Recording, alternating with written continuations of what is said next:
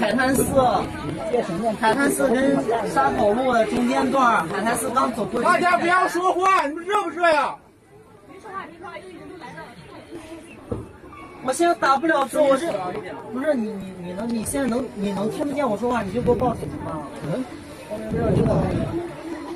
欢迎回到东大透视。地铁作为我们日常出行的核心交通工具，在中国不仅是城市现代化的象征，更是一张闪亮的名片。它承载着繁忙的通勤压力、高昂的房价以及城市的整体声誉。地铁系统远不止硬件设施，更依赖管理团队的日常维护与危机应对能力。若管理不善，一旦发生灾难性事故，后果将不堪设想。今天我们要探讨的这起事故，不仅夺走了市民的生命，更为东大的城市管理体系敲响了警钟。郑州，河南省省会，中国中部地区的核心枢纽城市，作为全国铁路、航空、高速公路的重要节点，郑州拥有中国首个国家级航空港经济综合实验区，其铁路网络更是独一无二，形成了普通铁路与高铁网络的双十字中心。要追溯这起事故，离不开2021年7月的极端天气。自7月17号起，郑州、漯河、开封、新乡、鹤壁、安阳等地遭受了持续的暴雨，降雨量打破气象纪录。按官方的解释，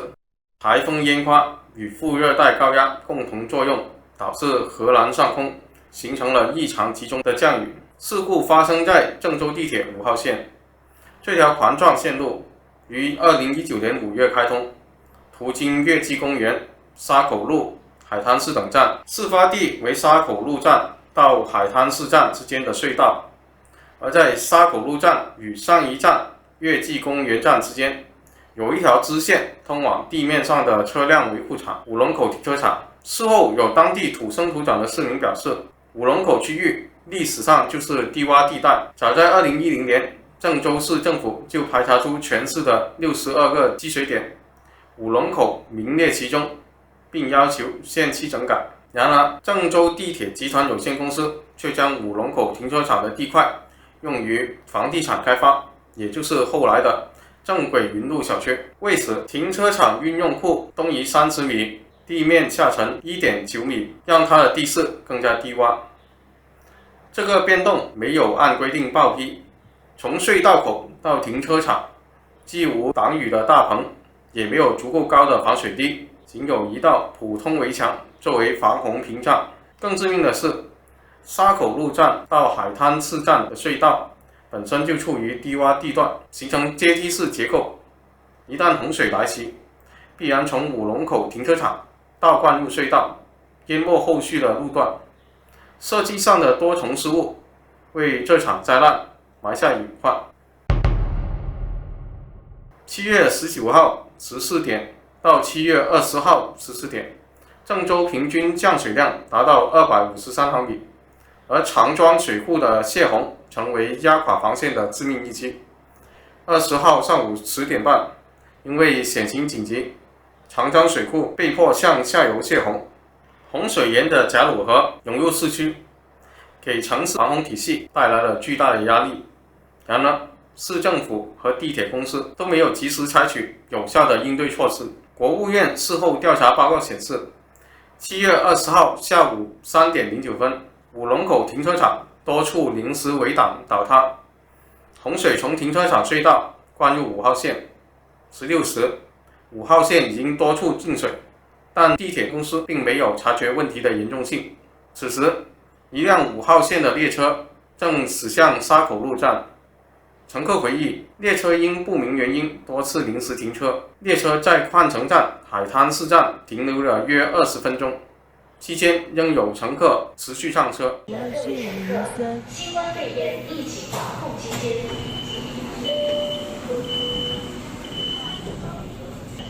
绿植关门。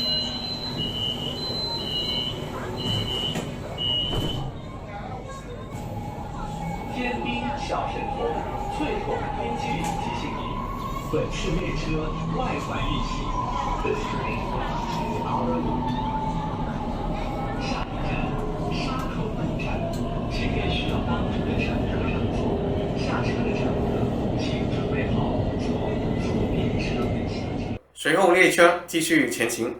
不久后，司机发现前方的铁轨已经被洪水淹没，紧急停车。列车停在了距离沙口路站不足1公里的隧道内。此时，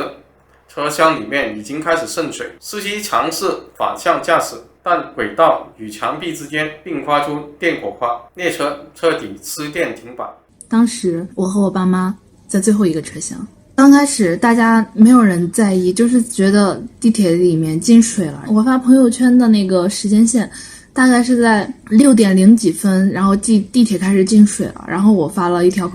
朋友圈。列车员跑到我们最后一个车厢，因为我们最后一个车厢应该是连着司机的，司机好像出来了，把门都给锁了。我明显的觉得整个车子是倾斜了的，就不在正轨上，开始进水。然后刚开始只进了一点，只是地面上浅浅的一层，进水进得非常快，然后很快就到了座椅一半的位置。我当时发了条朋友圈，当时大家都没有意识到事情的严重性，还有人在调侃我说不懂就问，这就是在河里吗？事情就越来越严重。大概在不到1个小时，我们最后一个车厢的人就开始往前面去，但是前面有人说前面的门也打不开了，就让我们继续往回退。大概是在晚上7点多8点的时候，水已经到我爸爸的脖子这里了。因为我爸爸认为自己是个男人，觉得应该把两边的座位让给就是妇女和儿童。我们后来都是站在座位上的，虽然我觉得在这种时候还是量力而行，但是他还是以他为标准的话，水已经到了他的肩膀这里。刚开始车厢的灯是亮着的，然后后来车厢的灯突然全灭了，应急的灯就车门上的2条横杠一闪一闪的。其实我自己都不明白为什么我现在这么平静，因为我刚刚睡了10几个小时，甚至连梦都没有做。这次事故死了很多人，死了10几个人，都是一个一个亲眼看到的，甚至有的人物我把他的身体往前传，可能因为我年纪比较小，体力比较好，精力也比较好，所以到后来我其实是没有什么事的。因为大家死亡的原因都是缺氧，严重缺氧。因为后来水已经到这个地方的时候，大家都呼吸非常，就是那个时候一是情绪大家都比较紧张，然后本来就呼吸加快。当时因为地铁是封闭的，所以根本没有地方透气，外面的空气进不来，里面的氧气基本上已经被吸光了，整个胸腔都在疼，根本呼吸不了，心脏疼，整个胸都特别闷，然后胸腔疼。说句实话，我爸妈年纪不小了，我爸妈年近半百了，我从头到尾没有什么大事，但是我害怕就是我爸妈出事。他们两个当时真的差点就撑不住了，就我爸休克好几次，神志不清，你知道吗？就跟他说话都说不出来，整个人都在抖。那大概就是我全程最害怕的时候。我妈本来身体都不是很好，我站在那个上面，我一会儿确认我爸怎么样，一会儿又去拉我妈，因为我跟我妈中间隔了一个人。死的那几个人里面有2个人离我们是特别近的，有一个是站在我妈旁边的那个人。我妈说当时她就是跟她脸对着脸呼吸，她真的呼吸非常急促，一直在喘。我妈妈说她跟他的家人打电话，跟他母亲打电话说银行卡密码什么的，可能就是已经知道自己不行了。然后还有一个就是我们那排对面的一个阿姨，她刚开始在很努力的去维持秩序，他告诉大家说大家不要紧张，会有希望的，就是嗓门很大，你知道吗？很有号召力。但是后来因为我们在里面是不知道救援消息的，说句实话，真的有一瞬间非常绝望，你不知道你能等到什么时候是个头，你不知道救援队什么时候才能真正的把你救到。然后后来大家情绪都崩溃了，本来很冷静的那个阿姨，其实我觉得她强装镇定嘛，为了维持秩序强装镇定。最后我们车厢都往前面去的时候，她可能没撑住，然后呛到水了，不幸去世了。我妈妈说他们2个都是很好的人，结局非常让人唏嘘。之前虽然我们刚开始在最后一个车厢，但是我们后来都往前去了，但是后面还有很多人。最后一个车厢里当时还有一个孕妇，我不太清楚，我不知道，因为我到现在都没有去看新闻。真的是第一次人生中有这种生死的经历。说句实话，真的不知道说什么，因为后面晕厥的人就是我们前面的人，是我往前面传，因为当时说前面已经有救援了，就是说先把后面晕过去的人撑不住的人就先往前面传。我去搭了把手，人生中第一次摸到真的死人。其实你知道那个感觉，后来救援真的到了。其实我觉得救援应该早就到了，但是可能情况比较复杂吧，因为我们在后面嘛，可能前面消息传不到。当时周围的人都挺绝望的，政府是不是不管了之类的？因为当时有人刷到了一条微博说，不知道哪个傻逼发的虚假消息说我们都已经被救出来了，就讽刺一样，你知道吗？我们当时人都要没气儿了，憋死了。有人说我们已经全都被救出来了，搞笑一样，真的是。就有人看到这条微博，然后就崩溃了，负面情绪开始传播。说句实话，死的大多数都是那种年轻貌美的姑娘，每个人穿的都很时髦，看上去是那种所谓的身材好、白又瘦、审美的恶心的地方。你要是让你维持那样的身材，你整天这也不吃那也不吃，身体当然怎么可能好？大家都是社畜。好吧，我暂时还不是，但他们大部分都是打工人，然后又要每天那么大的工作压力，又要这也不吃那也不吃的去维持自己的身材，谁能身体好？可能因为年轻嘛，学生，然后平常又不在意这些，所以就比较能撑得住。后来我跟我爸妈被送到了最后一节车厢，因为是从后面开的嘛，然后就是从后面被救出去的。我是自己出去的，但是我爸妈都是被人抬出去，搀扶着抬出去。那当然有一个长得挺帅的小哥哥，好人特别好，就是扶着我爸，因为我爸当时已经站不住了，整个人要瘫住了，我以为他就快不行了，你知道吗？就很吓人。那个哥哥就是他搀扶着我爸，我在后面扶着我妈，然后我妈当时已经崩溃了，你知道吗？然后他去抓那个哥哥袋子，我跟他说你不要抓人家，我扶着你就好。然后那个哥哥还说没事，你让阿姨抓着我。当时跟我站在旁边的有2个同龄的女生，我不知道她们2个现在怎么样了。哦，我记得我们往前面车厢去的时候，我好像看见一个女生抬着另一个女生走了，把她往前面推，说她还快不行了。我不知道她们2个现在怎么样，我希望她们2个没事。反正那2个女生，一个人一直在跟另一个人道歉，说什么如果不是因为我，你也不会去坐这趟地铁什么的。然后另一个女生一直说没事。然后我看他们2个，就是那个女生情绪挺崩溃的呀，就一直跟他说，一直在找话题聊，说哎呀你们看不看元旦呀，什么你们听不听歌呀什么的，然后玩不玩乙游呀什么的，就跟他们聊天嘛，想缓解一下他们的情绪。直到19点48分，5号线运营公司才向郑州地铁集团值班处报告情况。这时候400多名乘客已经在被困车厢里超过了1个小时，水位已经十分危险。乘客有的拨打市长热线求救，有的录下视频遗嘱。8点后，消防队员才赶到现场展开救援。遗憾的是，车厢内可以离开的乘客疏散以后，地铁公司迅速封闭站点，没有组织进一步的搜救。直到7月22号的晚上，在警方的压力下，地铁公司才允许警方和失踪者家属进入站点查看，但没有任何发现。7月23号，相关部门开始对事故的隧道排水，最终官方确认14人遇难，其中2具遗体还是在23号以后的搜救中找到。按中国传统，亲人逝世后第7天需举行头七悼念。事故发生1周后，市民自发到沙口路地铁站出口前献上鲜花，以缅怀遇难者。然而，郑州地铁集团用1.7米高的围挡将鲜花圈起来，市民随即在围挡外继续放置鲜花，以示抗议。面对争议升级，7月30号上午，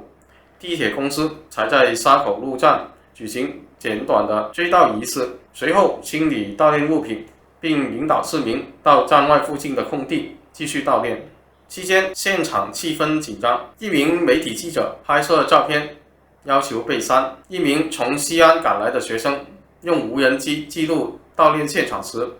遭一群身份不明的群众围殴，幸好有热心市民及时制止。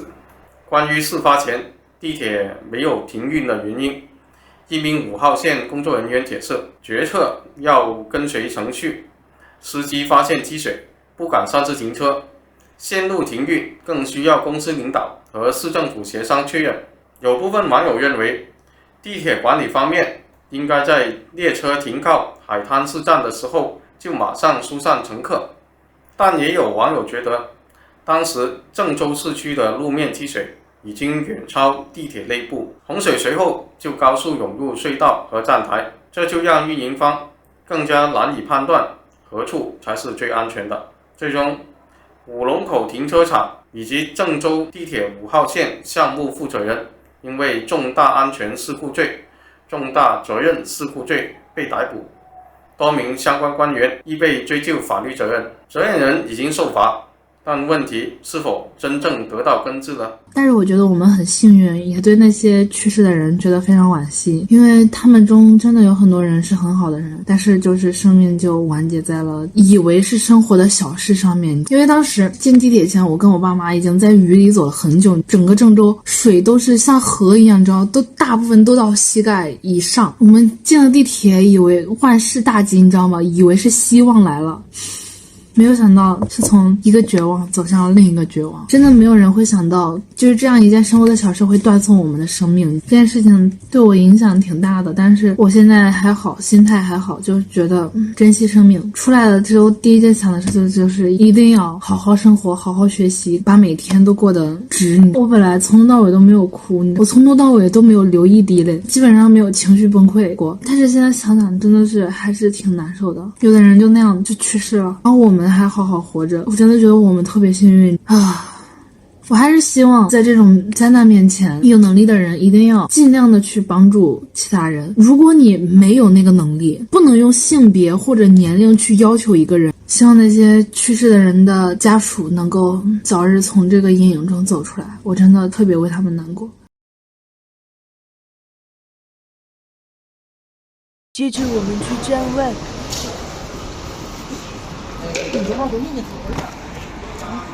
眼前的高架桥就是京广快速路了，它被设计者称为最失败的设计。